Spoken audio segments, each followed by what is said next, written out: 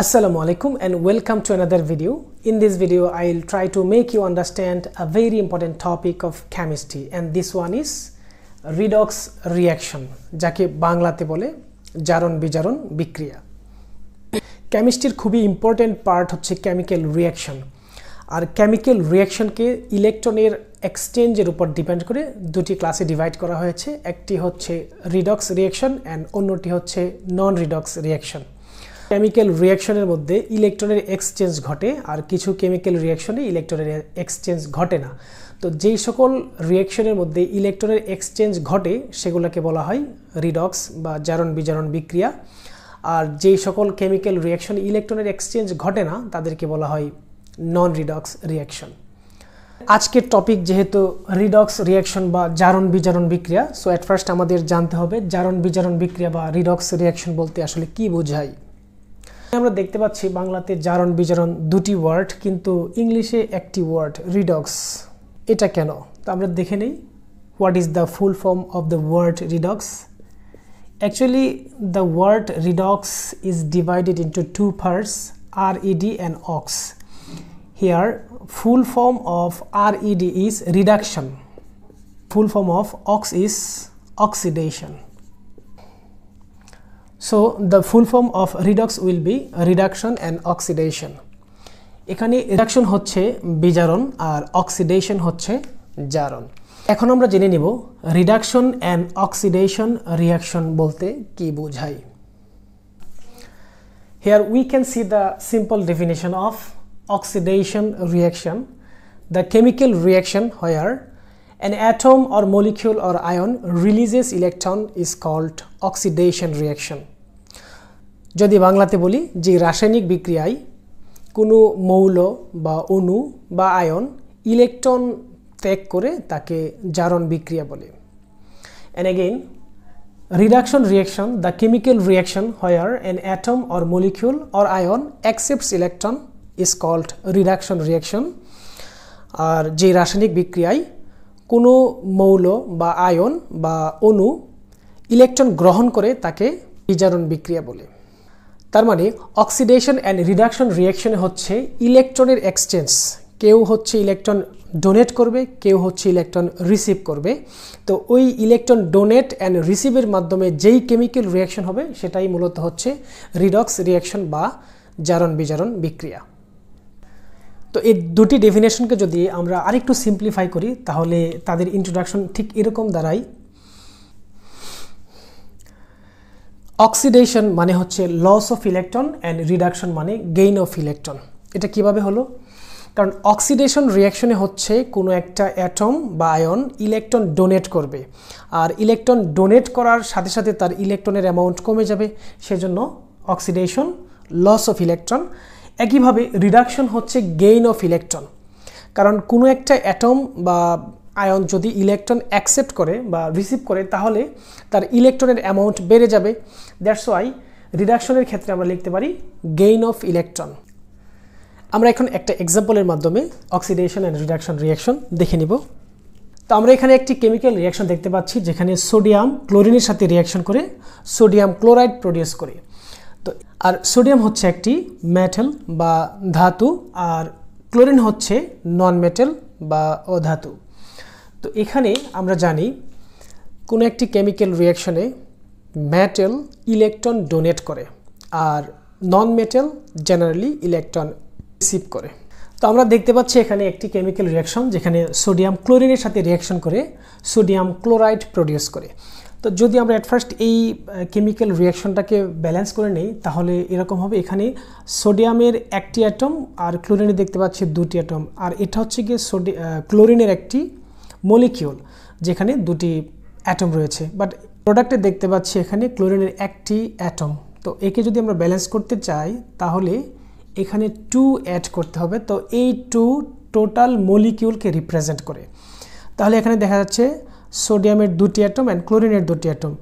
Left hand সাইডে বা reactant পর্শনে ক্লোরিনের দুটি অ্যাটম ছিল, এখানে ক্লোরিনের দুটি অ্যাটম হলো, বাট এখানে সোডিয়ামের দুটি অ্যাটম হয়ে গেছে, কিন্তু এখানে ছিল সোডিয়ামের একটি অ্যাটম, সেজন্য আমাদের এখানে আবার 2 অ্যাড করে দিতে হবে।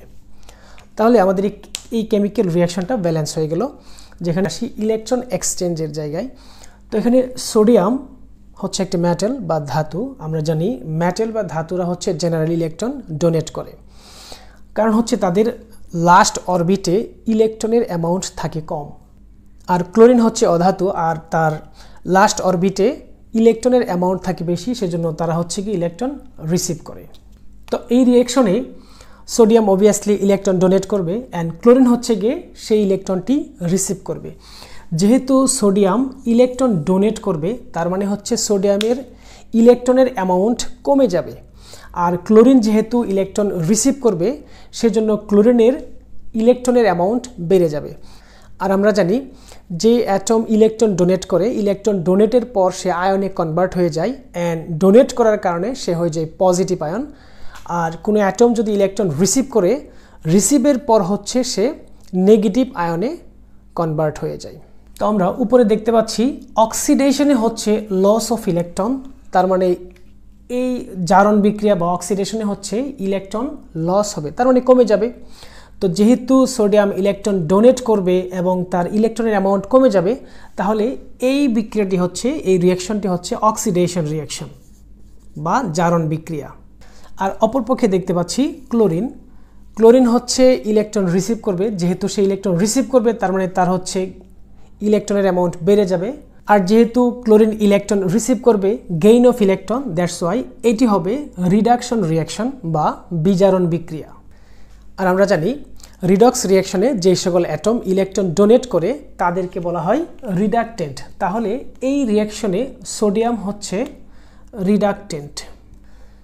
আর রিডক্স রিয়াকশনে যারা ইলেকট্রন রিসিভ করে তাদেরকে বলা হয় অক্সিডেন্ট। তার মানে এই রিয়াকশনে ক্লোরিন হচ্ছে অক্সিডেন্ট। তো এই রিয়াকশনে আমাদের আরেকটা জিনিস জানা থাকতে হবে, সেটা হচ্ছে সোডিয়াম রিডাকটেন্ট বা রিডিউসিং এজেন্ট, আর সে হচ্ছে ক্লোরিনকে রিডিউসড করে। আর ক্লোরিন অক্সিডেন্ট বা অক্সিডাইজিং এজেন্ট, সে হচ্ছে কি সোডিয়ামকে অক্সিডাইজড করে। কারণ হচ্ছে সোডিয়াম ক্লোরিনকে ইলেকট্রন ডোনেট করে, আর ওই ইলেকট্রন রিসিভ করেই ক্লোরিন হচ্ছে রিডিউস হয়ে যায়। আর একইভাবে ক্লোরিন সোডিয়ামের কাছ থেকে ইলেকট্রন নিয়ে আসে, যার কারণে সোডিয়াম অক্সিডাইজড হয়। এখন ঘটনা হচ্ছে ক্লোরিন ইলেকট্রন রিসিভ করার পর রিডিউস হয়ে যায় কেন? আমরা তো রিডিউস বলতে বুঝি কমে যাওয়া, আর সোডিয়াম অক্সিডাইজড হয়।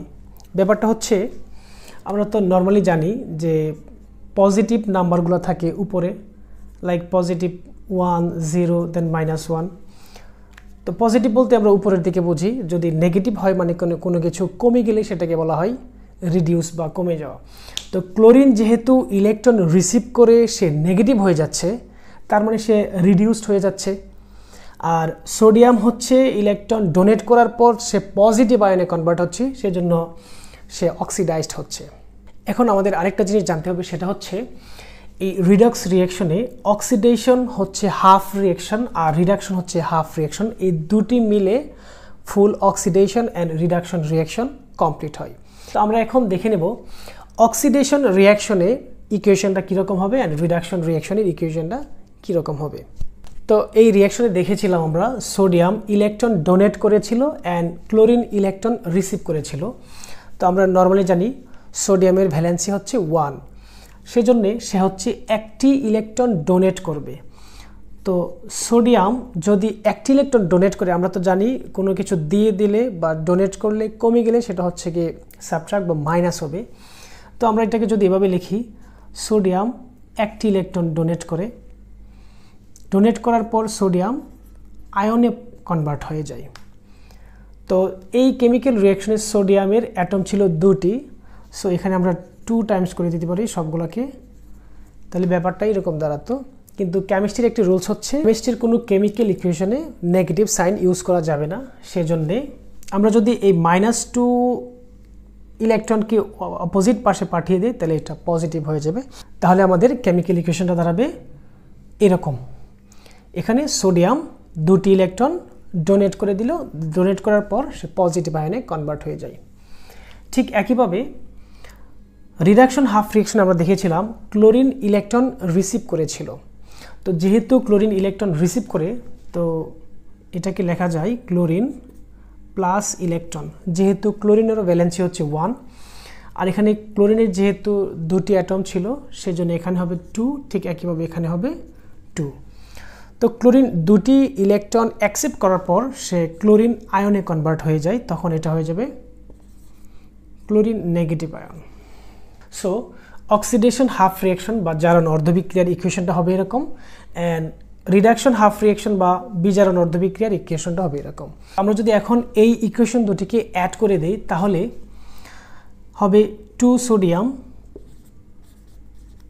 প্লাস 2 ক্লোরিন, অ্যান্ড এখানে লেফট হ্যান্ড সাইডের দুটি ইলেকট্রন অ্যান্ড রাইট হ্যান্ড সাইডের দুটি ইলেকট্রন কাটা চলে যাবে, অ্যান্ড থাকবে হচ্ছে গিয়ে 2 sodium ion plus 2 chlorine ion বা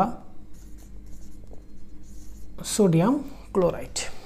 তার মানে অক্সিডেশন হাফ রিঅ্যাকশনে সোডিয়াম ইলেকট্রন ডোনেট করে অ্যান্ড রিডাকশন হাফ রিঅ্যাকশনে ক্লোরিন ইলেকট্রন রিসিভ করে, এবং তাদের এই ডোনেশন অ্যান্ড রিসিভিংয়ের মাধ্যমে হচ্ছে সোডিয়াম ক্লোরাইড মলিকিউল প্রডিউস করে। সো মাই ডিয়ার স্টুডেন্টস, আশা করি আজকের টপিকটি সবাই বুঝতে পেরেছ। নেক্সট ভিডিওতে আমি চেষ্টা করব অন্য একটি কেমিক্যাল ইকুয়েশনের মাধ্যমে রিডক্স রিঅ্যাকশনকে আরেকটু সহজভাবে এক্সপ্লেন করার জন্য। আজ এই পর্যন্তই, আল্লাহ হাফিজ।